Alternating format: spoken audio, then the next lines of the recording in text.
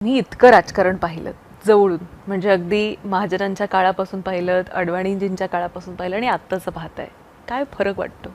नाही, दोन फरक वाटतात. म्हणजे साधारणतः माननीय मोदीजींनी असं म्हणायचे पहिल्यांदा की काँग्रेस सोनं पांघरून चिंध्या विकायची आणि आमचा विचार सोन्यासारखा होत्या, पण आम्ही चिंधा पांघरल्याने त्या विचारावर कोणी येत नव्हतं. माननीय मोदीजींनी एक स्वप्न फक्त दाखवलं नाही, तुम्ही एक वैशिष्ट्य लक्षात घ्या, ते स्वप्न पूर्ण केलं. तुम्ही मला सांगा, आज पहिला बजेट जो मांडला गेला देशाचा तो 197 कोटीचा होता.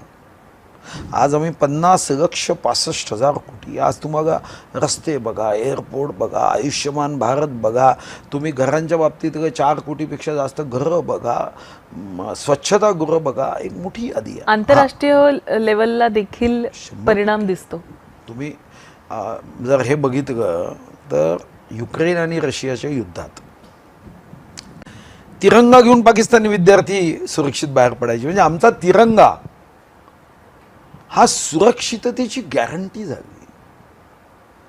तुम्ही आत्ता मी मग एका मोठ्या दैनिकाने पुरस्कार दिला, तर मी लंडनमध्ये जेव्हा गेलो तेव्हा इंडियन हॉटेल म्हणून ज्या हॉटेल्सची नावं असायची त्याचा मालक पाकिस्तानी होता.